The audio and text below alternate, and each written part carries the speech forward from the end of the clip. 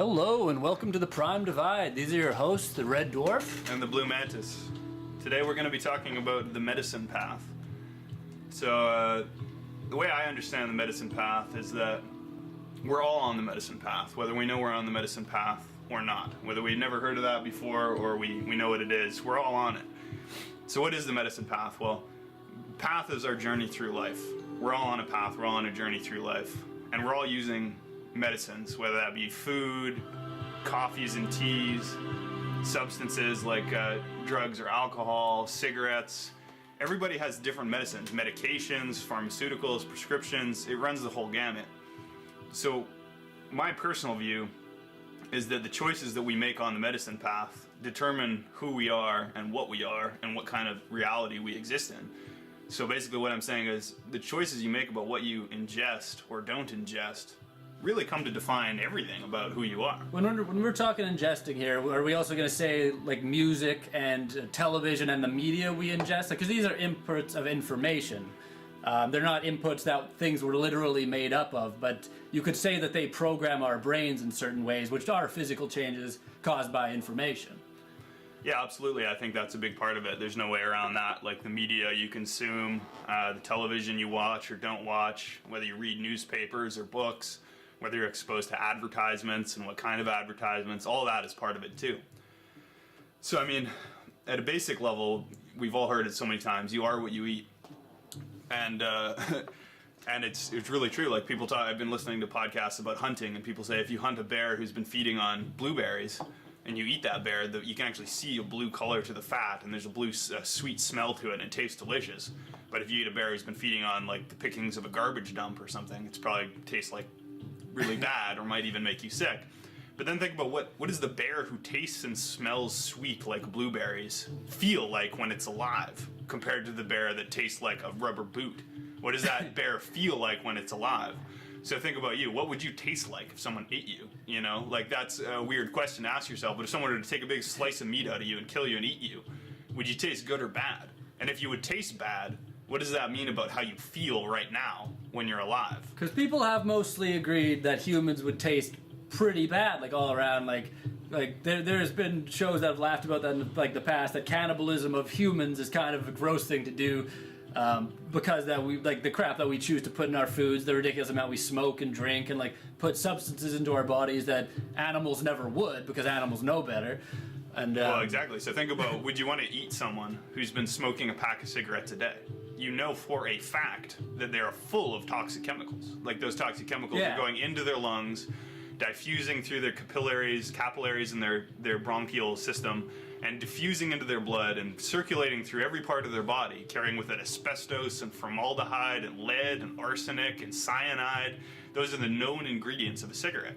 So if someone is smoking a cigarette, they're putting cyanide, formaldehyde, arsenic, lead into their body, circulating it through every tissue of their body, dispersing it through their flesh. And if you were to eat that flesh, those residues would still be in there. So it's like taking like an ashtray, throwing it on a steak, and then eating that steak. That's going to taste pretty fucking bad. So it eventually means that you are literally made up of the leavings in an ashtray. If you smoke. Yeah, if you smoke a cigarette. And that, I think, smoking a cigarette is a good way to start to understand the medicine path, because that, to me, represents one of the lowest rungs on the totem pole of the medicine path, or one of the most sad and tragic outcomes of the medicine path is nicotine addiction, specifically in its form of cigarette smoking. This is the worst form of nicotine addiction. So would you say like the benefit-less, like, addicting drugs, would you also sort of like, because like if you think about like crack cocaine or something, the things on the medicine path, like these are big negatives you've got to work off before you start making any positive changes. Like if you're on meth or you're on crack, I've talked to people like this many times, and they're in a state of psychosis, they're in a state of paranoia, they're in a state of delusion, they're in a state of confusion, they're in a state of terror and anger and fear and pain, and they don't even know which way is up and which way is down. And they describe when you're underwater, it can happen that you get disoriented and you don't know which way is up and which way is it down. And so you don't know which way to swim to the surface, right? You need to get up and you need to have a gulp of air, but you don't know which way is up and which way is down. Yeah. So if you start swimming one way, you might actually be fucking yourself over. And that throws people into complete panic, and they just start flailing, and then they're fucked. But the funny thing is, if you just hold your breath and relax, the air in your lungs that's still there will rise Carry up, you to the and then you will surface. know. Well, you'll know which way is the surface at least. Like if you just wait a second and you wait, okay, that's the way I'm floating. That's the way I'm starting to go. When I stay still, that's the way I should be swimming. You know, because Yeah, if you makes stay sense. still, so suffice it as to say, when you're in that flailing state of drowning, that's where some people are on the medicine path right now. They don't even know which way is up and which way is down. They're so confused, they don't even know what's good and what's bad. And the funny thing about a lot of things is that they taste good or they feel good, but they're very, very bad. So if you do some meth, I've never done it, but I've heard it feels good. I don't doubt it feels good, but I know It feels amazing. 100% sure it's bad for you. Yeah. Whereas some things that are really, really good for you, like raw organic broccoli. If you wash a piece of raw organic broccoli and eat it, it's not that good. No, I mean, it it's- doesn't really taste good. It's kind of shitty. It's really. kind of a chore to get it down, but you intellectually you know that that is the most nutritious, healthy thing you can almost eat. It's broccoli. It's one of the healthiest, most nutrient-rich foods. Protein and it's calcium. It's and organic, so it has no pesticides on it. It's good for you. It's raw, so it has all its vital energy in it. And you eat that raw, uncooked piece of washed organic broccoli. It's not going to taste that good, but when you get it down, you're going to start to feel better. Whereas if you eat a Cheeto, it might actually taste kind of good. It's cheesy, it's salty, it's crunchy, Yeah. but it's complete crap. Like it's just empty schmuck. And it's they say with Cheetos, the same with chips and those ones, they've got it down to a science, the way to have it be the most addicting and the least satisfying, which means you'll always need additional ones following. Right. Like they basically just figured out what an addiction is and then fed it to you. It's like, there, now you have an addiction. Exactly. And so food is drugs. That's one of the first things that I think you need to know to understand the medicine path is food is drugs. And drugs are food. Like, there's no actual clear boundary between drugs and food. Anything you ingest into your body, and then as you pointed out right at the beginning, even media is drugs and food. Drugs, food, and media are all part of the medicine path. Like anything you take in, whether through your eyes, your ears, your mouth, your nose, anything that goes from out in the world into you, whether that's a thought, an idea, or a chunk of ash or food, it's medicine. It's all on that spectrum. It's either good medicine or bad medicine. You want to get even more voodoo, you can call it juju. It's good juju or bad juju. You know, it's like good voodoo or bad voodoo. It's good, you know, good energy or bad energy. Everything is. So, I mean... Plus or a minus here, people. What are we going to watch here? Texas Chainsaw Massacre? Or are we going to listen to Beethoven's Concerto or Mozart's Ninth Symphony? I don't even know if those are real things, but you can tell, you know, are you going to listen to Beethoven and Mozart and look at a famous, you know, piece of work by Michelangelo or whatever? Or are you going to look at pictures of car accident victims on the freeway, on the internet? And you say, oh, that guy's head got smashed into that pole, his brains are all over the dashboard. Some people are at home doing that right now. They're just, okay, they let's really are. look at nasty pictures of mangled up corpses. But you could just press a different button and be listening to the best music that's ever been made in the most high-minded intellectual attempt to... One of those things was designed for pleasure. The other one was designed to show you what an exploding person looks like. It's like in like gory fashion to shock you. It's like, Right. do you want to be shocked all the time? Like, or do Well, you want to do you want to enjoy how people are trying to make you feel with the good stuff they made you feel? Like I have a problem with like really heavy like death metal music. It scares the crap out of you and it makes me unhappy. It makes me kind of nervous and just like well, and gangster rap music, you know, Music, yeah, rapping stupid, about like- shooting bitches and having dope and smacking hoes, or you're listening to music that's like hallelujah, hallelujah. You know, like one is basically. Yeah. I mean, I'm not saying you have to go that far, but one of is basically. human don't go that far. You know, human, but you know, you listen to choir music or orchestral, like monastery music. There's basically a whole group of people who've come together in community to sing praise to the creator of the universe because they're so grateful for existence, and they've all figured this out together, and they've all come together and said, not only do I understand that I'm grateful to exist, but so have all of you, and we've all come together as one to do this together. And basically, when they all come together and sing, they're singing like praise and gratitude, and like that's the energy. They're just like singing hallelujah means like thank you God, like praise be to existence for the beauty of everything. It's a magnificent world and we recognize that, and we want to just come together and sing like birds in a tree. You know, look at birds, they're in a forest and they're all just singing music. And that's what people can do. Or they can just take garbage cans and throw them through glass windows and start smashing sledgehammers onto, you know, computers and making smoke and fire go everywhere. And in some way, we all are like that. And A simple way to look at that is your diet. And so we've talked about like crack and meth and heroin. Well, if you're doing those kind of things, that's basically like taking a chainsaw and sawing up your house. Like, you know, you're just destroying yourself, you know, at a very basic level. But what if you're eating raw organic broccoli, raw organic spinach with apple cider vinegar and some raw organic miso on top? Most people don't eat that healthy. And, No. You know, but other people are eating Cheetos and nachos and hot dogs. That's pretty common, but that's basically garbage food. Like you're like a bear who's scavenging in a garbage dump. That's like doing hard drugs that people say you shouldn't do. Like, we know that now. More people die of obesity than like anything else. Heart disease caused by getting too large is much more common than you killing yourself by doing too much heroin or crack or any other drugs that like told you're bad. People eat themselves to death because they weren't told that food is drugs. Yeah, if you're eating Cheetos or pork rinds, you're basically like a paint huffer or a gas huffer. You know, like it's like sitting there with a paper bag full of gasoline and inhaling the gasoline to get a little giddy rush as your brain cells die. If you're sitting there and stuffing, you know, pork rinds into your mouth, you're getting a little giddy rush as your body just like mutates into a cancerous tumor. Giant Slurpees, You know, there's like the obscene amounts of Slurpees. sugar. So this is we're familiar. Diabetic. We're familiar with this lowest common denominator. This has almost become the norm in society. And then again, you juxtapose it against the highest common denominator, which is like yoga, sweat lodges, steam rooms, massages, therapy, green tea made with reverse osmosis purified boiled water that never came into contact with plastic, you know?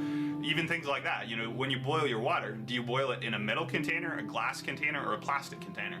I believe that if you boil it in a plastic container, over time, some of that plastic is going to get into your water. Oh, it does. There's nothing to believe here. This is well documented. Exactly, but a lot of people in their lives have a plastic kettle that they use to Or boil water. microwave Or things plastic in saran wrap or with saran wrap on top, so it melts literal plastic in. Yeah, do you boil a plastic bag of vegetables in water? Some people do that. And that's, again, the lower rung on the medicine path is plastic. And the higher rung is metal and glass. You know, it comes down to anything. What are you drinking out of? What are you eating out of? What are you smoking out of? Are you using metal, glass, or plastic? You know, these are metal and glass are better. You know, you're gonna smoke weed out of a plastic pipe.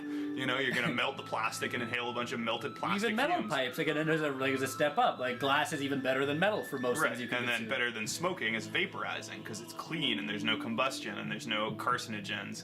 And so if you use vaporization to get your nicotine, you've already made a huge step from being a smoker who's basically eating ashtrays every day.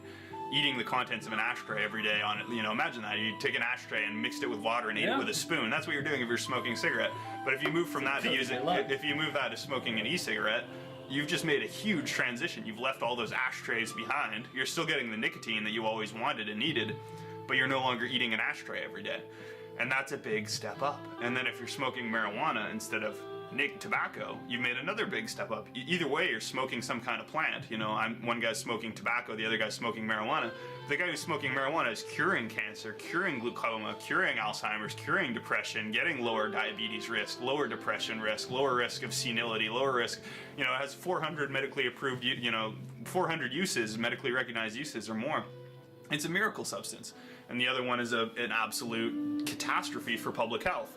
And so what's the difference between you're smoking your tobacco and I'm smoking my marijuana? Well, one of us is smoking better medicine, the other one's smoking worse. And there's no doubt that marijuana is better than tobacco. And honestly, like people, if you're gonna smoke cigarettes just because you can't quit, like please, like why did we accept adding a bunch of excess poisons to a cigarette as normal for what to do with tobacco? It's like, all right, here's tobacco, like the First Nations people liked it here when we came here, they did ceremonies. So what if we added arsenic, cyanide, formaldehyde, and like everything else bad we can think of to it, and then everyone smoked them all the time? It's like, why did we can't accept that, like, and think about if that's what you do, at least like try to get healthier tobacco. And why are they doing that? Why are they They're doing that to because us? they want to kill you, and they want you to be addicted to something that kills you. And there are forces in the world and in the cosmos that are like pollution peddlers. They want you to eat toxic waste and feast on bile and shit. And I don't know why that's their MO. And, you know, we could talk at length about at what level of organization does this come into play. But one thing I've realized is there are like shit peddlers and waste eaters.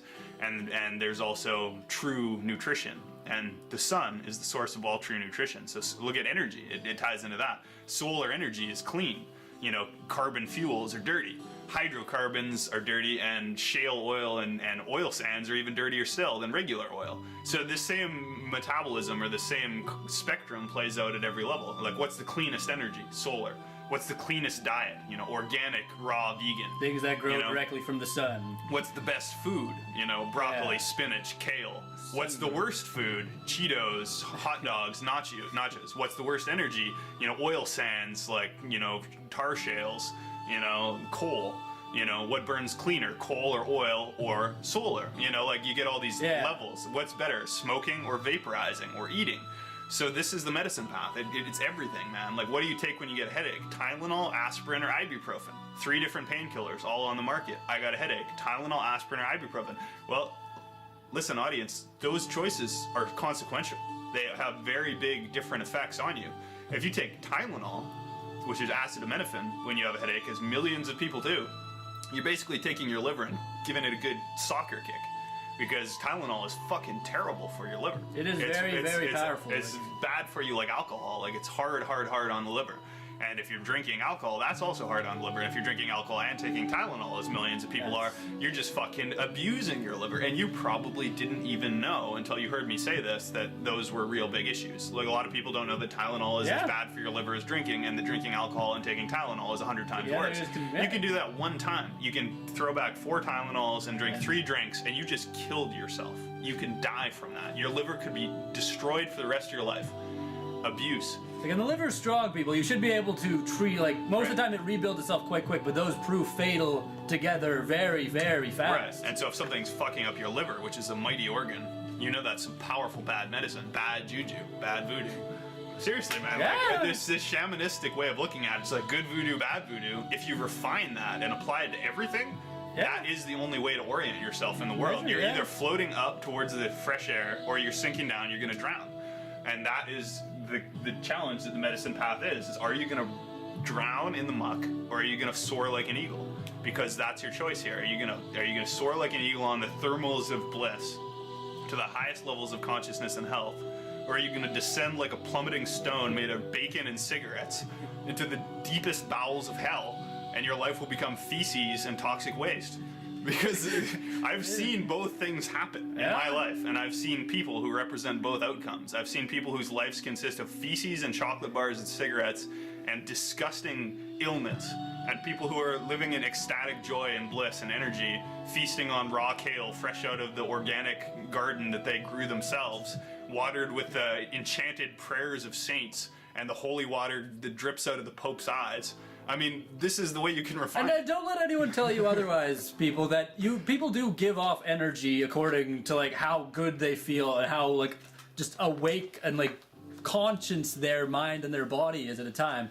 And when you are doing things good, you're eating well, you're exercising, you get a big grin on your face, and then people around you get this like energy off you. Just being near people who take care of themselves in an excellent fashion is literally beneficial for everyone around them. And once you start getting multiple people doing that, you wind up with extremely powerful, like, that's right, cross-energizing purposes. You raise a very good point there, Red Dwarf, which is that no, that's perfect. The people you associate with are a big part of the medicine path, and you know, Red Dwarf knows this. Like, I went to a phase in my life where I reached a point where I finally realized that just like I decided, you know what, I'm not the kind of person who does meth. Now, I never did that, so I say finally decided. I knew that always. I never did meth, but I'm not the kind of person who doesn't do meth. I'm not the kind of person who eats bacon or smokes cigarettes. I'm not the kind of person who burns coal in my house or, you know, has a toxic waste dump in my backyard. That same kind of thinking will eventually lead you to think, I'm not going to associate with certain people who are the equivalent of a toxic waste dump. You know, you're like, if you live in a proximity of a toxic waste dump, you know that your life outcomes are changed. You know, you have a higher risk of cancer, a lower life expectancy, more risk of depression if you live outside a garbage dump than if you live outside a natural park or a wildlife reserve or a forest. Your environment is part of it. You know, are you in a beautiful rainforest jungle with, you know, waterfalls cascading down the mountain? Or are you living with smoking ruins of burning rubber tires? You know, again and again, you see this dichotomy, you know, the heaven and hell, the yin and the yang, the good and the bad. And it's the same with the people you associate with. You know, are the people you associate with the equivalent of living next to the police station, the hospital, the library, and the schoolyard? Or are you living next to the waste dump, the sewer, and the refinery and the aluminum smelter? Yeah. You know, like, these are the choices that determine your life. And this is all the medicine path. You know, are you hanging out with a crack-smoking, tattooed, HIV-positive, wife-abusing pimp? Or are you living with a saint? who spends his time feeding injured kittens that he rescued off the highway, and he's giving milk to baby bears that's parents were killed by poachers. You know, the people you associate with are part of the medicine path. And part of the reason we decided to do this podcast is I realized that Red Dwarf is someone who actually makes me feel good, and when he's around, I have more energy and feel more focused and healthy. Thanks, and Blue Mantis. It's true. It helps me to just having you in my presence immediately clarifies my thinking and helps me to focus on things in a more, and it coalesces things that are ambiguous in my life, like that are floating around, into just concrete theory. As soon as you're around, I'm like, wait a minute, this is what's going on, and then I formulate into a theory what was previously abstract. Whereas I had a previous friend who I loved every bit as much as Red Dwarf, who had the opposite effect, which is like being around him just like took things in me that were nascent and not manifesting, that were negative, and made them manifest into destructive things that were hurting me and hurting other people and just like undermining and eroding every aspect of my existence. My health, my mental health, my relationships, my finances, every aspect of my existence were eroded just from the proximity of this person.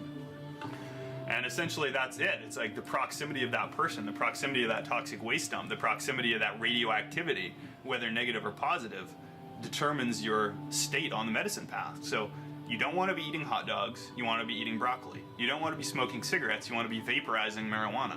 You don't want to be living in a waste dump, you want to be living in a wildlife refuge with, you know, Yeah. good and bad. And you don't want to be hanging out with pimps and abusers and kidnappers and rapists and organ transplanting harvesters, you know, organ harvesters. Listening to rage music, Yeah, you watching terrible like Yeah, you- garbage that you know is just shit and you shouldn't be watched by anyone. Yeah, you don't want to be hanging out with Ku Klux Klan members or members of the Aryan Brotherhood or the Mexican drug cartels. You want to be hanging out with people who are out there doing environmental charities, and you want to be hanging out with people who are helping the poor, involved in non-governmental And organizations. there's something like just something to be said for the fact that like I know a lot of people who are gonna have friends who they know they should stop seeing, but there's something like people are loyal. It's part of our like genetic makeup. It's how we evolved to be what we are. We're like pack loyal, and it's important to remember that people can always change. So just because somebody is currently being someone you don't want to be around because their energy's terrible and it's rubbing off on you and having some negative effects, doesn't mean that they will be like that forever. But it means you have to be away from them at that point, which may create a message and a reason for the other person to change their behavior. Yeah, So- and you know, that show Intervention is a criticized show, and there may be reasons for that, but the basic formula is someone in someone's life is really fucked up, and it's fucking everybody else up, and it reaches a point where they all have to say, you know what, you either have to change or we're all going to cut ties with you. And it's only that cutting ties of all that social group that will actually cause that out-of-control addict to sometimes go to rehab, clean their shit up, and it fixes the whole system. So it's this repeating pattern where one member of a network is so dysfunctional that the whole network is thrown out of whack. You know, it's like if 8 computers are hooked up and running a program, but one of them has flawed code and it keeps crashing the whole system over and over and over again, you say, okay, that computer either needs to get repaired or taken off the network. And if we don't take it off the network, the whole network could be corrupted. If we do take it off the network, the whole network could be stabilized, or we could repair the computer. So there's 2 options here: repair the computer, discard the computer. You know, like Yeah. one of these 2 Something things have has to to happen. happen. And the only way to make the computer repair itself is sometimes for the whole network to discard it. And this is like this weird repeating process. I don't want to take it to too high a level of abstraction here, because I always raise the head Pretty of myself. abstract, Blue Man. Just keep going. It's good. Well, I'm just gonna do. This is just me. I'm Blue Mantis. I'm a lunatic. In the Silmarillion of J.R.R. Tolkien, there's these beings, the Valar, and they're all created by this supreme being, Ainu, who creates all these prime beings, the Valar, who are all beautiful and wonderful and create beautiful environments and water and life and air and purity and goodness. But for whatever reason, one of them is fucked up, Melko or whatever. And he's just bad. He's just bad. He fucks everything else up. And everyone else just wants to sing to the chorus and sing along. And he's just in there clambering the cymbals together like, you know, you're all singing according to the same sheet, and one guy's just got 2 garbage can lids and he's just banging it together and trying to like chop everyone's heads off as they're trying to sing prayers or whatever. And so eventually it reaches the point where, and this is the problem, is all the other ones love him. And they're just like, we love you, we love everybody. And he's just, I hate you all.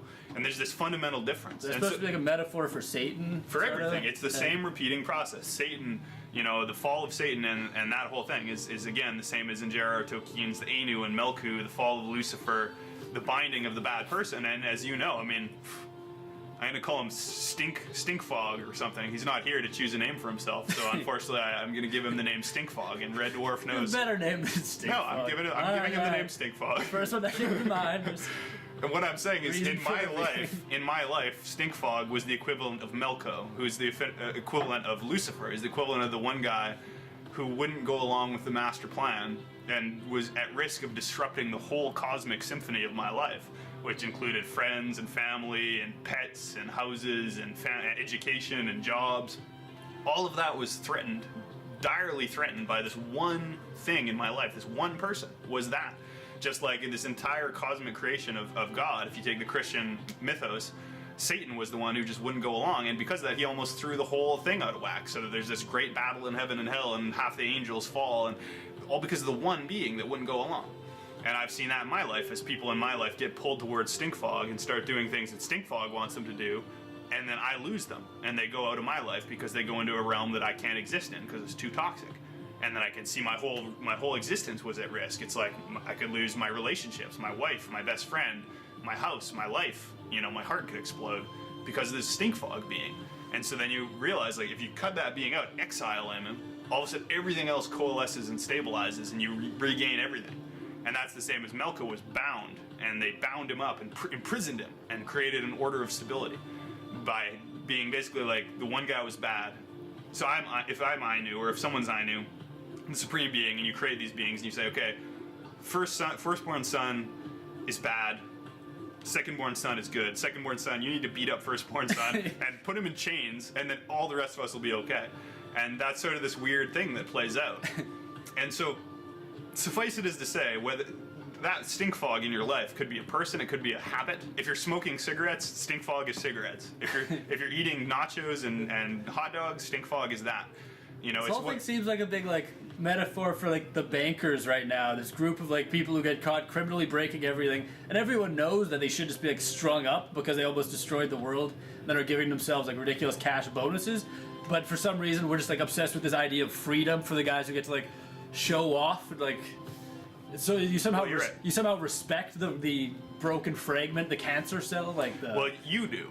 You do, Red Dwarf. You do. I'll agree, I do. And I used to, but I reached a point where I no longer did. And that's where the whole world is. Iceland threw out the bankers, okay? Iceland took on and threw out the bankers, and the rest of the world needs to do the same thing.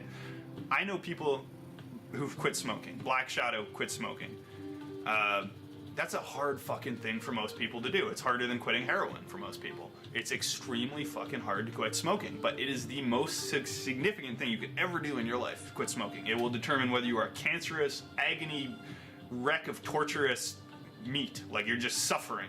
Horrible hell end is what cigarettes do to you. You end up in a hospital, coughing up blood, looking like a wreck, everyone's crying, everything's hell.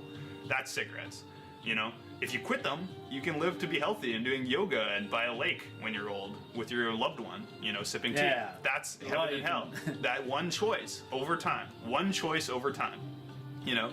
If you eat those deep fried Twinkies, one choice over time. 600 pounds, can't get out of the house, fat folds spilling over the edge of your chair. People look at you like a monster everywhere you go. You're not even human anymore. That's how people look at you, because you don't look like a human. You're a giant mass of fat, and we've seen people like this. It's... And then you see someone who's ripped, six-pack abs, giant pec muscles, biceps, gleaming, sprinting through the field naked, leaping and twisting, doing ballet pirouettes over the meadow flowers.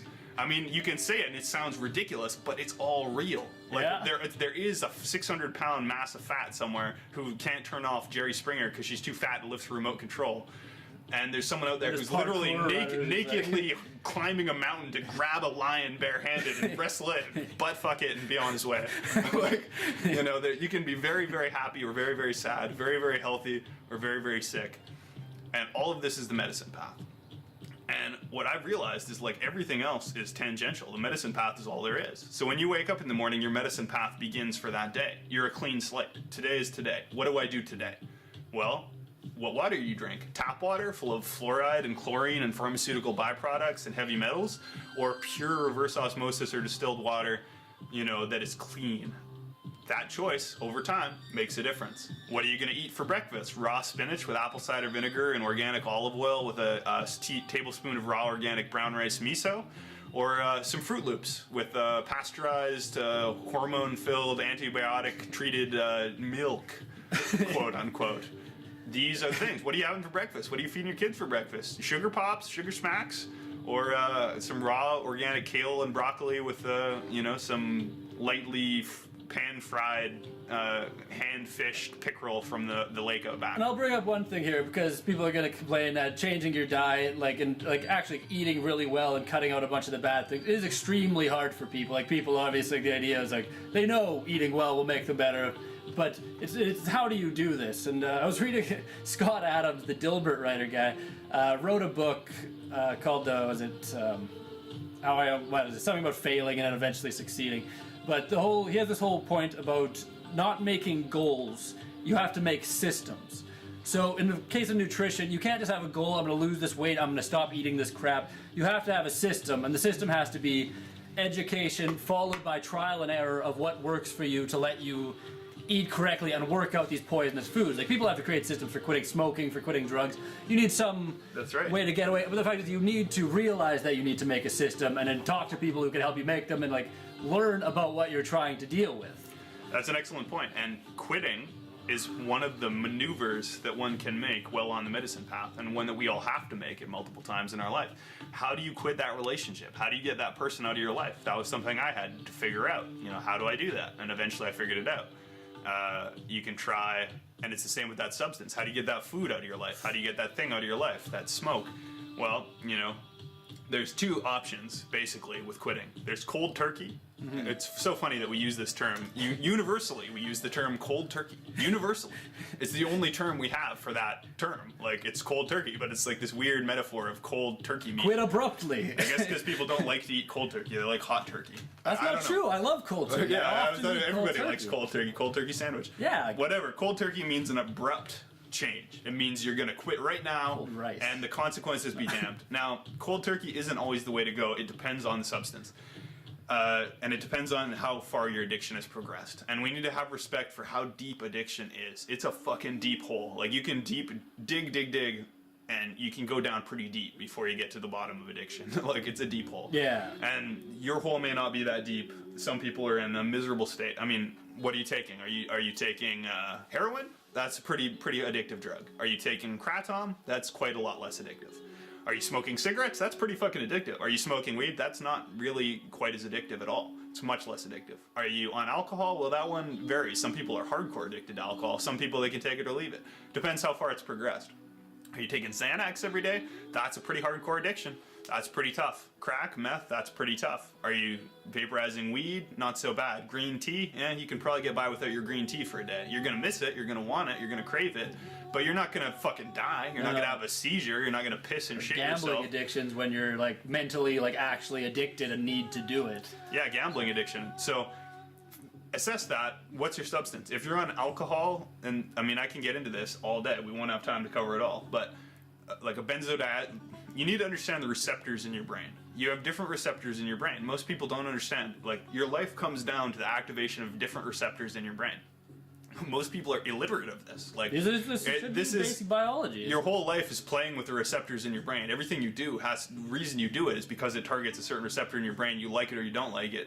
And that's why you're making your choices. But most people don't even have the language or the blueprint or the map to know what they're even doing. So they're stumbling around in their brain, flipping switches without even having a map to their own brain.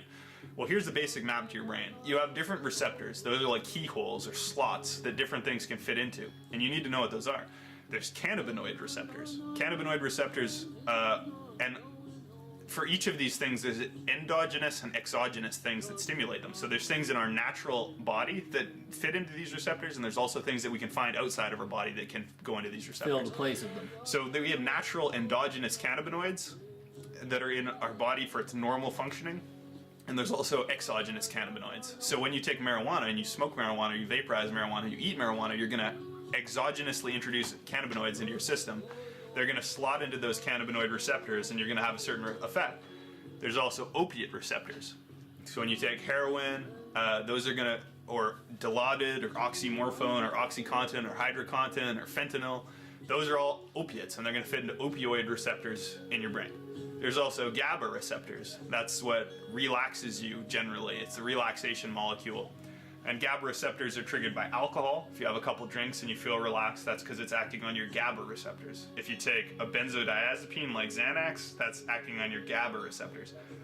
If you take kratom, it's acting on your opiate receptors, but a different set of opiate receptors than other heroin opiates, and that makes a huge difference. So it's a little bit subtle, it's a little bit sophisticated, but you need to begin to understand these different receptor sites in your brain.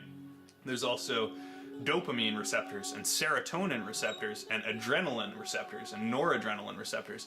So your whole life comes down to things like adrenaline, dopamine, GABA, you know.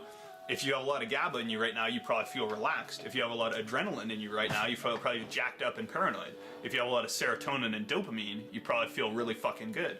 You know, if you have a lot of serotonin in your brain, you're probably hugging people and giving people foot rubs, and you might have taken some MDMA. But it depends how it gets there too. You don't want to get it by like preventing reuptaking with other drugs.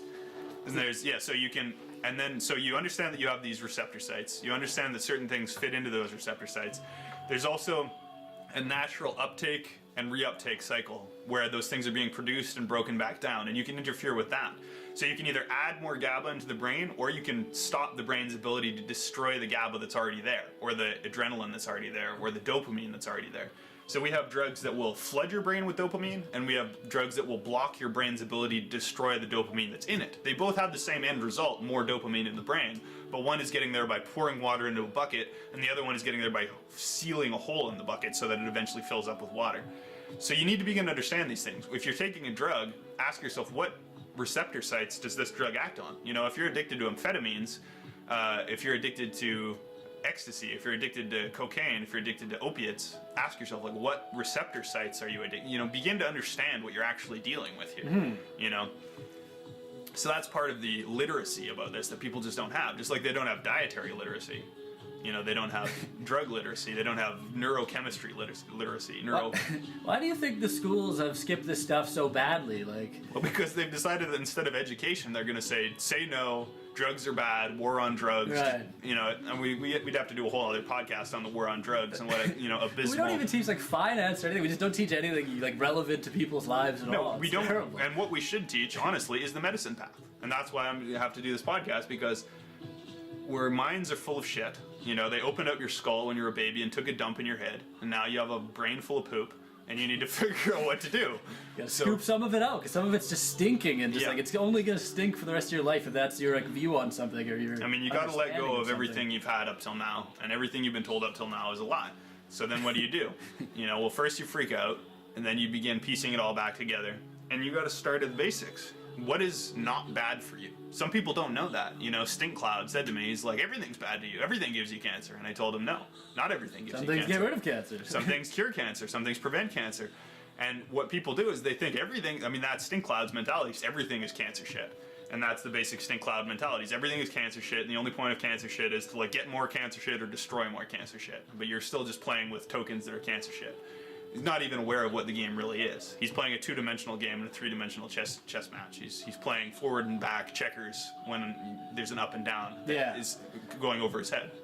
But there are good things and there are bad things. I mean, it's a simplistic, medieval way of looking at it, but it's still true. So water doesn't give you cancer. Water is very, very good for you. Water is healing. Water is the universal medicine. Water is an infinitely it's generous. It's most of what you're made out of. Like we're talking like 80%. And water is magic. Water is love. Water is God. Water is beauty. Water is medicine. Water is also very contaminated and polluted in modern societies. So if you can get a pure water, not all water is equal. I mean, people don't even understand that anymore. They think water is some invisible gook that you drink. Water can be a nectar from the gods or a toxic cocktail. It all depends on what's in the water. And even if it looks kind of clear, it still doesn't mean it's not horrifically poisonous. Like you. Yeah. And boiling will deal with organic contaminants like germs and E. coli and Giardia and microbacteria and pests, insects and things. Filters, they'll cover the biology, like the big stuff. Yeah, but you need basically reverse osmosis or distillation to get pure water. And if you're drinking pure water instead of contaminated water, well, you've made a smart move on the medicine path, and your medicine path starting to look a little bit better. If you're smoking cigarettes and you've moved to nicotine suspension and a vaporizer, like an e-cig, electronic cigarette, you've made a good move. You've cut out a lot of contaminants. You've cut out contaminants from your water, and you cut out contaminants from your cigarette. And if you're someone who smokes a lot of joints and a lot of pot and uses a lot of pipes and bongs, and then you move on to start cooking cannabis butter or oil and making your own edibles, that's a lot healthier for you. Or using vaporizers. Or using a vaporizer. So vaporizing and edibles better than smoking pipes and bongs and aqua lungs and gas masks and stupid things that people do that fuck up your lungs and make you feel stupid and just ridiculous. Yeah. Abusive. Stinks everything up. You can find a way to get it clean. Find a way to get what you want clean, you know? There's the thing you want, and they're attaching all this garbage to it that you don't want, and you need to know what you want. So if you like nicotine, don't hate yourself for that. There's a reason you like nicotine. Nicotine has something in it that you like. Okay, fine, but do you want cyanide too? Is there arsenic that you want? No, you don't want that shit. That's just extra extraneous bullshit that's been attached to what you want in a very simple-minded trap. It's a simple trap. It's like, if you were gonna try and catch a dog, you'd put a piece of meat on a hook, and it likes the meat, and it doesn't want the hook, but you want to get the hook in the dog, because you're a psycho. You know, it's the same with your cigarette. They know you like your nicotine, and they know that you're a little too ignorant at this point to realize that there's cyanide and all that, because you maybe didn't even read the package or whatever. It's the same thing at every level. You know, you need your nutrients. You don't need all the salt, sugar, fat, carbs, and gluten. The media is another good one. While we're talking just consuming, it's like you want to hear about current events from the people around the world who can do them the best. I don't know if you trust like Associated Press or Reuters, or like these big international kind of news collectors that everyone copies from. But you want to see what's going on. You want to know about the world because it's interesting, and like I don't know, maybe it'll benefit you. Or it's nice to have an idea of what your current generation is going through. But you do not want to absorb all the crap that most people are going to make you watch to get it. Like you're going to watch like with the bobblehead like media personality yelling out crap to the side. Well, they kind of filter down the message of what's being shown to you in a way that most benefits them and their other enterprises. It's a very good point. You know, and like you like to consume something. You like movies. Everyone likes movies, and there's a reason for that. Great. But you don't like advertisements, and they always want you to take in the advertisements. So if you go to the theater, you got to sit there like a retard. Another 15 minutes late. Well, they play a whole bunch of ads that you're going to absorb, and then you get your movie you want. Just like your cigarette. You want the nicotine, you don't want all the toxins, but they make you take the toxins before they'll give you the nicotine. They make you watch the ads before you can watch your movie. They'll make you watch it on television, you know, ads, so you can watch your movie. So how do you get your advertisements out of your media, you know? Well, those of us who are on the internet now, some of us have figured out how to watch movies and shows without nearly so many ads. Some of them still creep in there, you know, they creep in various ways. But if you can get more of the content you want with less of the advertisements you don't want, you know, advertisements are the mental pollution of the intellectual world, just like carcinogens and toxins are the pollution of the food and drug world. So I see, you know, advertisements and carcinogens and toxins. These are the things we want out. You know, I'd like to be able to see every movie ever made with no ads. And I don't want to pay for it either. I want it free with no ads. Yeah, that's the ideal, you know. Now, I may not be able to get everything I want, but ideally, I want to watch every movie that comes out in high definition, streaming instantaneously, for free, with no ads. That would be the dream. That's what we're all trying to get to. And yeah, but likewise, what you're recommending is like destroying the media industry by not paying them for anything. Well, like, I'm just recognizing a basic truth. We're all the same in that regard. We all want that. Yes. What I just said, that's what everybody wants. We all want that, for sure. We all want free, high-quality media delivered into our computer instantaneously for nothing with no ads. I would certainly, yes, we all Everybody agree. wants that. I'm just acknowledging that basic fact. All right. Now, you have to make compromises, you know? I may have to see a few ads to get to my streaming video, or I may have to watch a few ads to get to my movie in the theaters, or I may have to ingest, even if I eat a piece of broccoli, which is healthy. Like, look at this. If I'm going to say I'm a health freak, for breakfast I'm going to eat raw broccoli. But you know what? I couldn't afford organic. The organic was just so expensive. I gotta eat some pesticides. Well, now I got to eat some pesticides. I can wash it, that's going to get some of it off, but then again there's some contamination in my tap water. So I'm going to add some new toxins on, wash some other toxins off. I mean, for the most part, washing your vegetables is going to make it better. But unless you're washing your vegetables in pure reverse osmosis purified water, which is extremely expensive and wasteful, so you're going to have to make compromises, you know? Now, I try not to drink tap water anymore, but if I'm really thirsty, I might have to make a compromise and drink some water, because I know even tap water still has enough good juju in it to outweigh most of the bad juju that's in it. You know, if I'm feeling sick because I've been smoking cigarettes and drinking beer, drinking a couple of glasses of tap water is going to make me feel better, because it's going to wash out some of those toxins. But if I've been... if you need to hydrate, water is always better than no water. Yeah. And one man's poison is another man's medicine. So a lot of things that are poisonous to me are medicine to other people. You know, I know a sick man who every day he goes for his medicine. Well, his medicine is an ice cream sandwich, a Pepsi, a pack of smokes, a lottery ticket, you know, and a chocolate bar. Any one of those things would make me feel sick and would cause me suffering. I couldn't even eat them. You'd have to pay me. You'd have to give me like $20 to eat a chocolate bar, $15 to eat an ice cream sandwich, $5 to smoke. Well, you'd have to give me $100 to smoke cigarette. So one man's poison is another man's medicine. But isn't that just his medicine more like heroin for the heroin addict, or more? Isn't it just like feeding your addiction while still clearly not being medicine? Exactly, and that's what that's what I'm saying. There's good medicine and bad medicine. That's why we're all on the medicine path, whether we know it or not. Whether we're going, and the question is, we're all on the path. Which way are you walking? You know.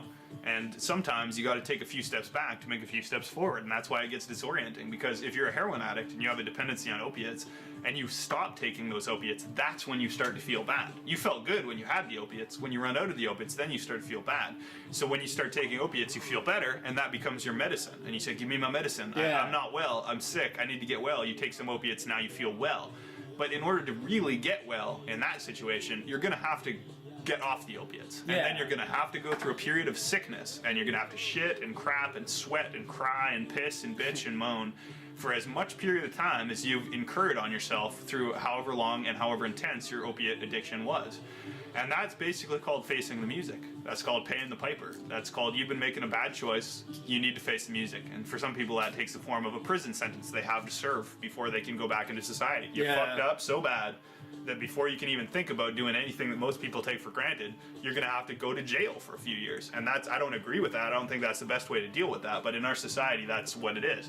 If you fuck up real bad, you might have to go to jail. Or if you fuck up real bad, you might have to go through a detox or a withdrawal process. Yeah, really any kind of huge loss or huge knock can make you retreat and face the music. But. Yeah, and there's going to be periods of that on the medicine path. You might twist your ankle on the medicine path. You might need to sit still for a couple days until your ankle heals and you can get up and walk again. For that period of time, you're going to feel like you're not making any progress because you're not making any progress. But that is progress in itself. You know, those days that you sat there waiting to get up and walk again, that's getting you to your end goal eventually. That's part of the process. You got to fill up your tank. And so if you're addicted, yeah, you're going to have to suffer to get off it, but getting off it is going to be the right thing to do. Now, if you're addicted to something, there's certain things that's too dangerous to quit cold turkey. You need to taper. So you need to reduce your daily dose by small increments over time so as to make it as smooth as possible of a transition from the addicted state to the not addicted state. Yeah. That's the case with benzodiazepines. If you're a hardcore alcoholic and you go cold turkey, you could die. That's what they say happened to Amy. And alcohol. Yeah, that's what they say happened to Amy Winehouse. She died not from drinking, but from stopping drinking. She really? She was an alcoholic. She said, I'm going to clean my life up and I'm going to quit. And she died because she was too addicted to alcohol. She underestimated how deep her addiction was, and she wanted to get off it, which was the right move, but she didn't realize that she wasn't had that luxury. Cold turkey is a luxury. Those of us who have the option of going cold turkey should do so right the fuck now. Because once you lose that option and all you're left with is the taper option, that means you're more far gone. Because if you can still quit now and you say, oh fuck, if I quit now, the next few days are going to be hell. Good. The next few days are hell good. That's better than you die. You have a status epilepticus, grand mal seizure. That's the worst case scenario. If you're an alcoholic and you've been sucking back at 2-6 a day, what you're looking at if you stop drinking tomorrow is called a grand mal seizure. Your body's gonna fish out. You're gonna flop around on the ground like a fish. You're gonna tear ligaments and bones in your back because your body's just spasming out. And that's just from drinking. That's alcohol. It's legal, people. It's legal. The government will let you do that to yourself. And they won't even really tell you. They'll put ads with hot women making you do that to yourself.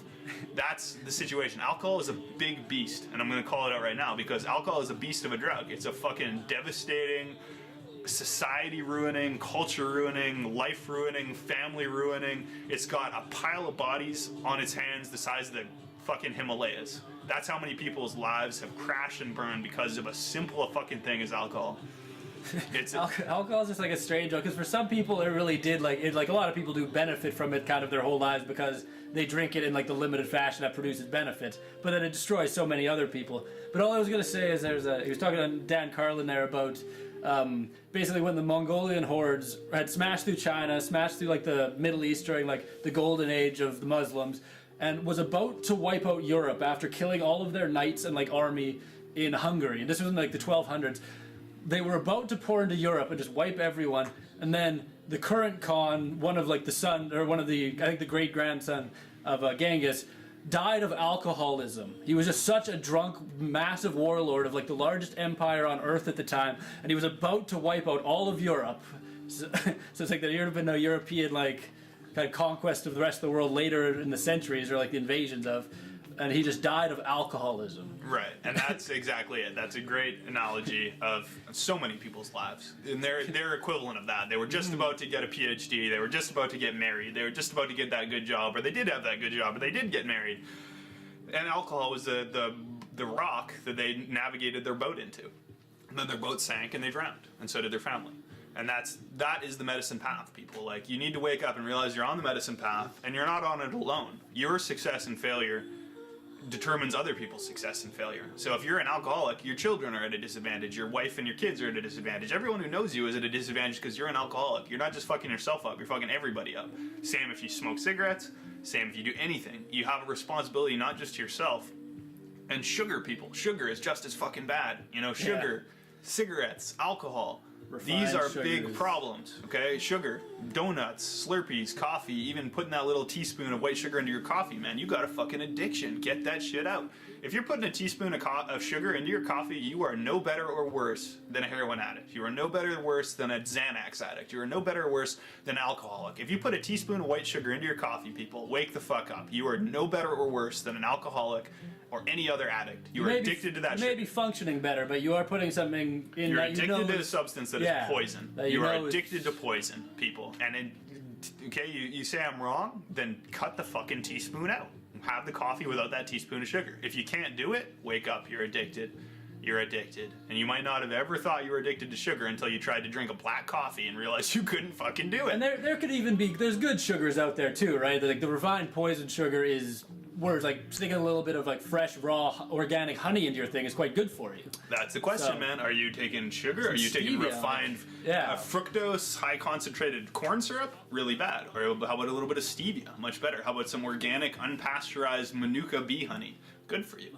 There's always a spectrum. There's always a spectrum, and there's always a crappy substitute that someone's going to offer you and say, hey, that's a little bit more expensive, or that's a little bit more difficult. Here's a cheap, easy way. Avoid the cheap, easy way, people. Less is more, you know. Less good stuff is better than more bad stuff. If you're going to eat one thing a day, make it a good thing. Don't eat 3 bad things. Eat one good thing, you know. And don't eat a bad thing that takes 1 minute. Eat a good thing that takes 5 minutes. Yeah. You know, like. And if you're going to enjoy bad things, make them good bad things. This is the other part. Like people who like to indulge and like believe it's part of their culture to some extent, and they don't really intend to stop. But you want to balance it on the other side. So do everything good that you can, except for the few bad things you really want to keep. Like, if there are any really bad things you want to keep, but at each point of your life, ask yourself, well, what are the bad things? Do I want to keep them? Why do I want to keep them? You know, it's a deep hole, people. Like, when you're looking at something that you're doing, and you're like, this is a bad thing that I want to do. Well, what kind of weird gymnastic maneuver did you just pull in your mind? Like, why would you want to do a bad thing? It doesn't make sense. And yet we all have something like that in our life. We're like, oh yeah, it's bad, but I want to do it. We all have something like that in our life. Yeah. Why do we want to do a bad thing? That's the big question. And then why do we want to do a good thing? And which of these two impulses ultimately wins out? I mean, how strange is it that whether you're looking at diet or energy, how are we going to fuel the human civilization for the next 100 years? Yeah. Are we going to do the hard thing and build a solar infrastructure from the ground up using renewable composted plastics made out of, you know, renewable, biodegradable, upcycled waste? Like, you know, you can do it the long, slow, hard, excellent way, or the fast, cheap, well, let's just go back to coal. You know, let's just burn coal and fuel the civilization. You know, there's an easy way and a hard way. Solar is hard, coal is easy. You know, cigarettes are easy, but bad. Coal is easy, but bad. It's the same fucking thing at each level. Cigarettes are even worse, because they're not really easier. They're harder. You got to go like outside and smoke all the time, and people don't want to be near you when you're doing it. No, it's true. Like, it's hard, but it's harder to quit. It's the saddest in the way, because like, at least like if you're a heroin addict, at least you get to feel like you're on heroin sometimes. There's nothing more pathetic and disgusting in the world than cigarettes. No. They're the most tragic, disgusting, pathetic, sad things that exist. Except for severe gambling on like VLTs or guaranteed losing things. Imagine watching like a majestic white lion stalking through, like a Siberian tiger stalking through Siberia. It's pure perfection, beautiful blue eyes like amethyst crystals. White fur like silk spun from heaven, and then it picks up a cigarette and starts smoking it. It's just like, that's what you are, people. You're a perfect creation sucking back a ciggy. Like, it's just this pure toxic waste that you're ingesting in yourself. Imagine if you saw like a Siberian tiger just like pick up a stogie and start like smoking. I gotta say, the image of that is pretty excellent, though. Well, no, it's terrible. You'd have to look pathetic doing it, or else you look kind of cool. The white fur around its mouth. The white fur around its mouth starts turning yellow and brown. It starts getting all sickly looking, and then its fur starts turning all yellow. And it's got like a dirty ash-stained paws.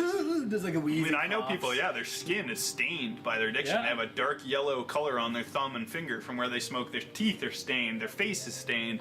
That's a physical externalization of your internal state, and it's like there is a hierarchy here. You know, if you aren't smoking, I'm sorry, you're a leap ahead of people who are smoking.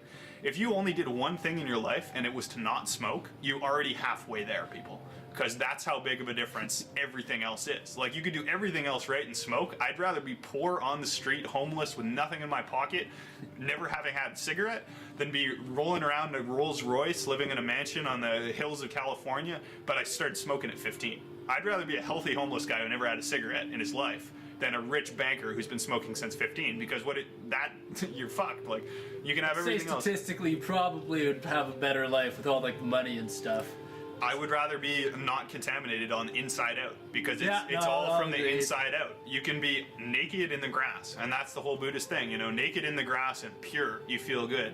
Contaminated, sitting in the throne room of the world, you're a polluted little turd, nasty shit coursing through your veins, nasty shit in your bowels, nasty shit in your stomach, nasty shit in your brain, and you're sitting on the iron throne of the world, you know, as the king shit of everything. I'm sorry, you're still the king shit. You're a pile of shit. You know, you're king of all the other shits and king of the shit kingdom. But if you're in the shit kingdom at all, you've already lost your way. And that's what the whole political system we see is. It's like, why does it look so ugly? Because it's a whole bunch of people who are in the shit system fighting over shit. They don't even realize they're playing on the wrong field. They're not even in the right game. Yeah, we've all kind of acknowledged that, like, the political system no longer acknowledges any severe problems. It's just like the political system drama, just like a soap opera to make you kind of. So what it comes down to is the basic foundation is breath, and that's called pranayama. And even that's the most highest refinement. Once you're working on breath, you know you're at a high level of refinement. So when you're sitting down, you're doing breathing meditation, you're working on your breathing, you're very high level. When you're drinking pure reverse osmosis water and you're already at the level of just the water you drink, you're looking at that, you're at very high level. If you're working on your food, that's pretty normal, but if you're at the level you're eating spinach and apple cider vinegar and raw garlic and shit that most people would not eat because it doesn't even seem like food to them. Like, if someone came over for food and I served them what I eat, I would be serving them 3 cloves of raw garlic, you know, a tablespoon of raw miso. Most people don't even know what miso is. You know, raw, just a teaspoon, not even made into a soup, just raw miso. Then a bowl of raw organic spinach with some apple cider vinegar poured on. People would not even be able to eat it. They'd be like, what the fuck are you serving me? They'd take a bite, they'd be like, this is disgusting. This isn't even food. Are you trying to abuse me? Are you trying to harass me and torture me? And yet what I'm eating is just like, well, I know this is super, super, super good for me. And when you get at the point where what is good for you starts to taste good, that's when you're on an advanced level. You just got to give your brain, like, sometimes you really have to do force down good stuff for you that tastes awful for a little while until your body starts feeling the excellence and starts associating the two. It's like, when I eat this, I feel good. That starts becoming addictive. You start having, like, fiendings for healthy food. Like, what I look at is I have a drug addiction, but it's a reverse drug addiction. So some people say, oh, I spent $1,000 on heroin, $100,000 on crack, $1 million on cocaine or methamphetamine or cigarettes. I spent thousands of dollars on ginseng and rhodiola and ashwagandha and spirulina and chlorella and bee pollen and apple cider vinegar and things that most people, N-acetylcysteine and S-adenosylmethionine and glutathione, things that people don't even know exist. I mean, I gotta say it. I'm on a whole nother level. I'm on some other shit. It's true. I'm on some other shit. I'm on some other shit.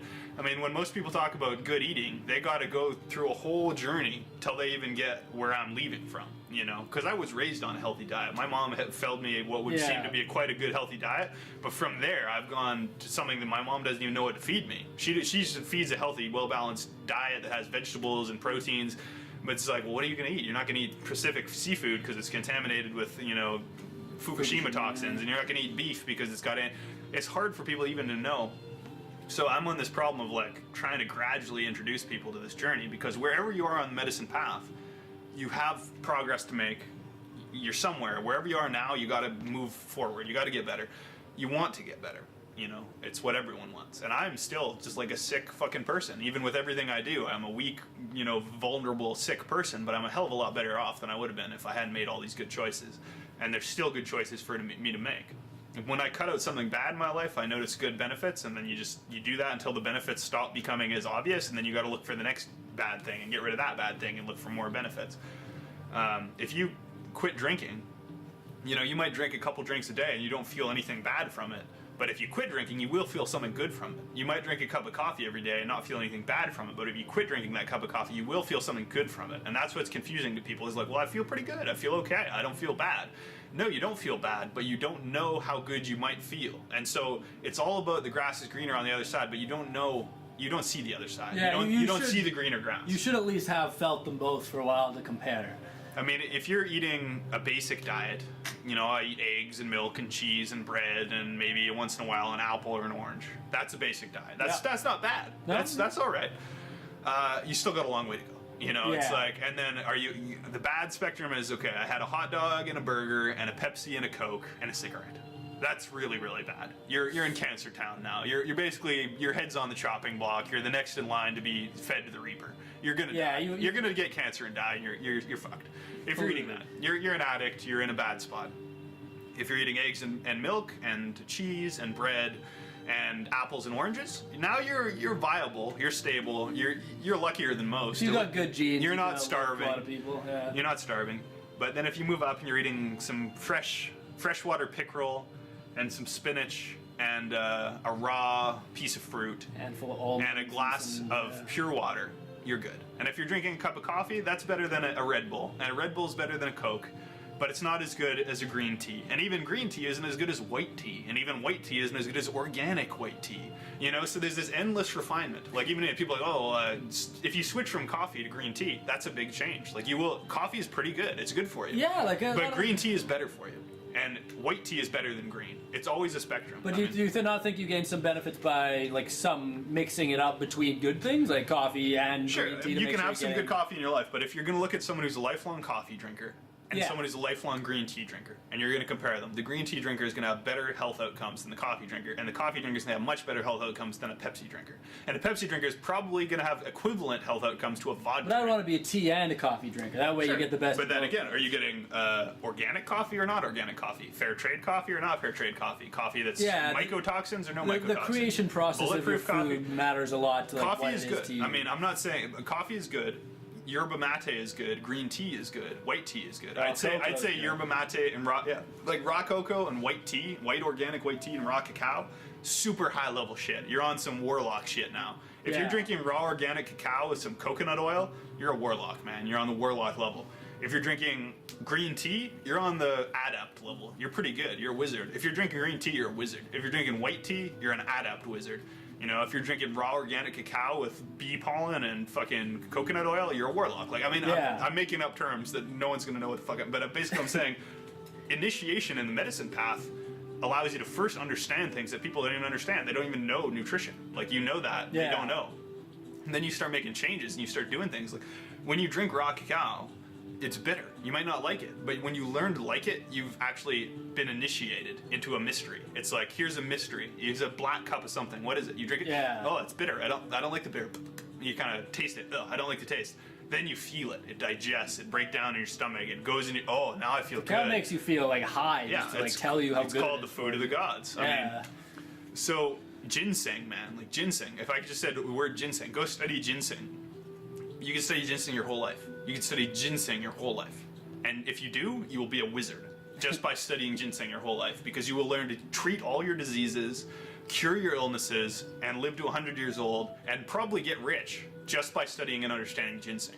Or if I said to you, ashwagandha, rhodiola, study it, figure it out, learn it, figure out how to use it. You can cure disease, you can cure your own disease, you can cure other people's disease. Then you can start selling that and making money by curing disease just by knowing that. But then if I said to you, cigarette, so go study cigarette. Well, you're probably going to end up dead in a gutter with ashtrays and burn marks on you. Like, this is some profound shit. Like, if I put a cigarette in front of you on the table, and you can look at it, a little white cylinder, and then a little cup of raw cacao. Two objects, death and life. Yeah. Death and life. Two objects. Here's a little bit of methamphetamine, you know? Here's a little bit of ganja weed, you know? Death in life. Death in life. Methamphetamine, death. Ganja weed, staff of life. Rastafari. You know, Jah Love, One Love, Bob Marley. And these things have all been understood for a long time because most of these substances, like the good ones, they've been around forever. These are complicated, like you could call them God-given plants and like creations that grew up in some way that is just already bonded with humans, with how it benefits us. That's right. And then we like to create weird things like cheesies. It's like, what the fuck is that? Like it's like a space styrofoam, like bullshit. Styrofoam, AstroTurf. AstroTurf. What is AstroTurf? Fake plastic grass. If you've ever had anything to do with fake plastic grass, I feel sad for you. Yeah, that should not be part of your reality in any way, shape, or form. If you are making it, you should be shot to death. And you're making that a part of other people's reality, which is a very cruel thing to do. It's like you're being a huge asshole to everyone. Like plastic plants. People make plastic plants. That is a sign of profound mental sickness. If you're making a plant out of plastic, you have a disease in your brain. There's something horribly wrong with you. You've missed the point of plants completely. Yeah, exactly. And in China now, it has gotten to this level. They're manufacturing eggs out of plastic. Plastic synthetic shells, plastic synthetic yolks. Wait, what? Yeah, fake eggs. That's how far it's come. You could buy a dozen eggs in China, and it could actually be made 100% synthetically out of chemicals. There's no chicken, no egg involved. So That's how far it's come. I've had dreams about this before it even happened. I dreamt that this would happen. I dreamt about these horrible like plastic bananas that would be like a matrix of plastic that just like grows a fake banana on it. And I saw how it would work and how a synthetic brain would like do that. That's the spiral, man. That's the sick, diseased Weaver spiral of the synthetic fakery. What do you think about the fact they're saying it's like in like 20 years or so there's going to be like 9 billion of us on the planet, or maybe a bit longer than that. And the only way to feed us is going to be kind of like genetically growing everything in kind of complicated, often probably unpleasant, unnatural ways, or unnatural by today's standards. That's what's going to happen, sure. But there's alternatives. There's reducing the population. You can do that through non-coercive, non-violent means that don't involve death or suffering, but just involve education and opportunity and giving people access to education and access to contraception and access to birth control and access to family planning resources. All these ways that you bring the population down, you stabilize, you reduce the population. And you don't say, how are we going to feed 9 billion people? You say, how the fuck are we going to prevent 9 billion people? That's the real question. Yeah. I mean, yeah. So there's compromise, but we should not compromise for Mother Earth, and we should not compromise for our health. These are two things we should not compromise on. You know, we should not cut down the rainforest. We should not smoke cigarettes. These are two parallel processes at the micro and the macro level. And people need to know that as above, so below. The same dynamics play out at each level of organization. So if you're smoking a cigarette in your life, you're probably burning a Hummer. You're smoking a cigarette, that's the pollution in your own life. Then the Hummer is how you bring that pollution to the bigger atmosphere. And then at a greater level, that turns into the Iraq War. You know, like, that's the spectrum. So shit expanding. I don't drive. You know, I don't drive, I don't pollute. I don't pollute, I have no part in the oil wars for car fuel. You know, it's a basic thing. If you drive in your life, you support cars. If you support cars, you support oil. If you support oil, that leads you to the Iraq War. If you don't drive and you walk or bike or take a bus, you're no longer part of that suicide system, suicide capitalist machine, or at least you're less a part of it than you would be if you drove every day. If you smoke cigarettes, or you don't smoke cigarettes. If you drink alcohol, you don't drink alcohol. If you drink tap water, you drink reverse osmosis or distilled water. At each level, there's some choice that you have, and most people are always making the wrong choice, and you will always be the ostracized crazy man for making the right choice until you meet other people on your level. And that's the thing, is like most people, what's holding them back is that they're afraid of changing too much, that the people that they're familiar with will find them strange and they'll be ostracized. Yeah. Because you grew up being fed white bread and Wonder Bread and Fruit Loops and Fruit Roll-Ups and Pepsis, and all of a sudden you're like, wait a minute, this is all poison. You guys are all poison eaters and you're poisoning me. And they're like, oh, what's happening, man? Just chill out, just drink the Slurpee with us, man. It's cool, we did this all the time. Where you're our friend, are you? Isn't this what we do? We all drink the Slurpee together? That's what makes us friends. And I don't want to lose my friends, so I guess I love the Slurpee. And that's how they've co-opted everything. They co-opt your relationships. They co-opt your friendships. They know peer pressure. Yeah. They find ways to make alcohol part of your social group. They find ways to make smoking part of your social group, so that you find yourself perplexed as to how you can still have human connection without horrible life-destroying addiction. And that's what most people are. It's like, oh, fuck, right? All my friends are drinking buddies and all my friends are smoking buddies. And, you know, we go out and we smoke a cigarette and we shoot the shit for a few minutes and that's my social group. Or we go out to the bar and we have a few drinks, that's my social group. And so on the medicine path, to really be successful, it's helpful to be able to at least temporarily accept the possibility that you're going to be a complete outcast and a complete loner.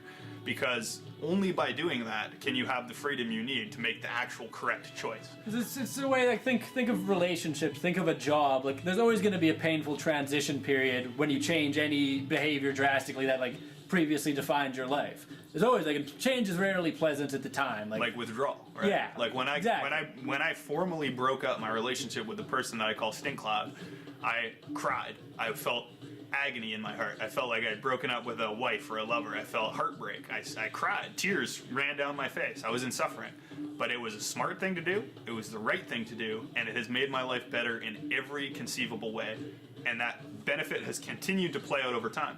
So it's the same as if you're on heroin. You quit heroin and you go into withdrawal and you start shitting and pissing and crapping and vomiting. You go, oh, this sucks. But if you go on, oh my God, I'm so much better off. I got off the fucking heroin. That was a hell. Yeah. And now I'm finally living.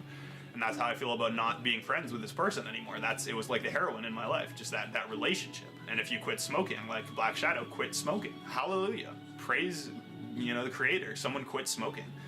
That's a huge accomplishment with a huge outcome, not just for her, but for me and everybody else. Every time you succeed, you set an example for everybody else. And some people, they don't see anybody quitting. So they don't even know it's possible. They just, that was what I thought. It was like, I was like, nobody in my social group has said no to this. I have to be the first one. I have to be the one person who just said no to this so that other people at least understand that is an actual viable thing to do. That's like the definition of a ghetto, right? It's like when you grow up and everybody around you behaves in one way and nobody can picture living any different. It's like you grew up in a really poor family that nobody went to school. You can't even picture going to school. It's just not for you. Yeah. And you understand that, or convince yourself of that. Someone's got to be the one who set the example. And if you're even considering it, let it be you. I was actually not the first one in my family to get an education. That was a huge benefit to me, because it's like you say, if one person gets an education, everyone else knows they can. If one person smokes, the other people are more likely to smoke. So it's a profound social responsibility. The medicine path is about social responsibility, and it's about physical health and social health and environmental health. And so the medicine cures. So the medicine path is a curing and healing path, and it's about curing and healing your physical self, then your social group, and then the environment, and then the planet. And Taoism says, the Tao starts you cultivate Tao in the individual, it spreads to the family. You cultivate Tao in the family, it spreads to the community. Cultivate Tao in the community, it spreads to the nation. Cultivate Tao in the nation, it spreads to the world. And so there's a profound truth here, which is that if you start with yourself, you can catalyze massive change that can be global in impact. And if you don't start with yourself, you will not achieve anything. So you can either achieve everything or nothing, and it all pivots on you. And people think, I'm nothing. I'm just a peripheral person, an outlier. I have nothing to do with it. It all happens in the courtrooms and the Hollywood, and it's like everything is happening somewhere else. No, it's all happening right here, right now, in your brain. You are the one weaving this whole thing. And until you face your own shit and what you are weaving and spinning, then, it's going to go on in the Illuminati's New World Order, control system. But as soon as you face your own soul, the control system collapses and fucking Aslan roars and the Queen of the Frozen West is frozen again. It's a magical thing, man. It's been told in C.S. Lewis with Narnia and Aslan the Lion and the Witch of the West. That was a telling of the story. It's been told in Tolkien with Sauron and Gandalf and hobbits that most people know, but more profoundly in the Silmarillion with Melko and the Valar. It's been told in the Bible with Lucifer and Metatron and the archangels, Gabriel and Uriel and Raphael and Michael. It's been told by the Jews and the Muslims with the jinn and the angels and the demons. And it's been told in our own little social group with me and Stink Cloud and you and Red Dwarf and Blue Mantis. It's been told again and again. It seems to me that these cosmic narratives play out again and again, and it's just like it's all about the temptation and the threat of fear and greed. Because what the bad guys have on their side is fear and greed. Fear and greed. Like they entice through either scaring you or enticing you with what you want. Yeah. Greed. Those are the tools of the enemy, or fear and greed. And basically the tools of like the other side, or the side that I think I'm on, is like healing and forgiveness and love and acceptance and support and just goodness. And I mean, it's hard to put a word to it, but I can say it's very abstract. Good and bad. Well, what's good and bad? I can't tell you, but I can tell you that cigarette is bad, and you'll understand why. And I can tell you that a cup of reverse osmosis water is good. Reverse osmosis water is good, and you'll understand why. And spirulina is good, and chlorella is good, and raw organic spinach is good, and Monsanto pesticides are bad, and Roundup Ready GMO corn is bad. And so really, it's like we need to go back almost to this binary system of It's sort of been lost. Like people think, oh, there is no good and evil. Yeah, there is. If you think of like acidic and alkaline. Exactly, acidic like, and alkaline. Get alkaline, people. That's the key. If you drink coffee every day, acidic. If you smoke cigarettes, acidic. If you drink alcohol, acidic. If you eat broccoli, spinach, and cauliflower and Brussels sprouts, alkaline. If you drink a glass of reverse osmosis water with some lemon juice squeezed in it, alkaline. If you drink some apple cider vinegar or eat some apple cider vinegar on your salads, alkaline. It's hard to get alkaline. It's very hard to get alkaline, but the benefits are enormous. It's quite weird that it doesn't matter if the food is acidic or more like basic when you eat it. Just if it's good for you and like has benefits, no matter which one it is, it just makes you more alkaline and less acidic. They call it the ash of the food. When it digests and leaves its ash behind in your body, that's what matters. It's not what it is in its form. It's transmuted alchemically through your metabolism. It's like a residue. Your body is an alchemical furnace, and the whole alchemical process is trying to transmute lead into gold and ultimately to produce the Philosopher's Stone. That is directly relevant to your own health process. You want to translate the lead of your life into gold and eventually attain the Philosopher's Stone of immortality. And this is a pursuit that can take you down the medicine path. I mean, that is what does the medicine path lead to? It leads to the transmutation of lead into gold and the creation of the Philosopher's Stone, which is ecstatic immortality. That is the end of the medicine path. That is what we're producing towards, which is enlightenment, salvation, Christ consciousness, Krishna consciousness, one love, we are all one, universal bliss, everything infinite, eternal, light, love, happiness, Sat Chit Ananda, consciousness, being, bliss, infinity, eternity, joy. That, say those words, people. Like, sit down and say every good word you can think, and that will have a profound effect on your health, mentally and physically. It's all about what you hold in your mind. I mean, if you could hold the thought joy in your mind every day, just joy, joy, joy, joy, just even that word, that's going to do actual profound medical benefit than if you think hate, hate, hate, or death, death, fear. Whenever you see anyone, even if you're unhappy that day, just fake being happy. It makes you feel like a phony, but you will literally make yourself happy. Yeah, if you smile. I've been doing that. If someone bothers you or someone tries to make you unhappy, just put a big smile on your face, because that's how you win. Like if someone's like, you're stupid, I hate you, you're a piece of shit, put a big smile on your face. You'll feel better, and you'll show them that they're not affecting you, and they won't affect you. Yeah, what is it? Hate is poisoning yourself and then waiting for somebody else to die. Yeah, exactly. That's it, and that's what most people, and that's the method of black magic. If you ever played, black magic in Magic the Gathering, it's like a self-sacrificing system of magic based on like hurting yourself to kill other people, and that is what I see in that's Stink Cloud's whole MO. That's what a drug dealer does. That's what a pimp does. It's just like self-destructive and destructive of others simultaneously. Just like green magic is self-boosting and boosting of others simultaneously. The green and the white and the blue versus the black and the red. Hello. Hi. What's up, Shadow? And I think that's a good place to leave it for now. So, the medicine path, part 1. This was the Prime Divide. I'm the Blue Mantis. I'm the Red Dwarf. This is about the love. It's all love. Night, folks.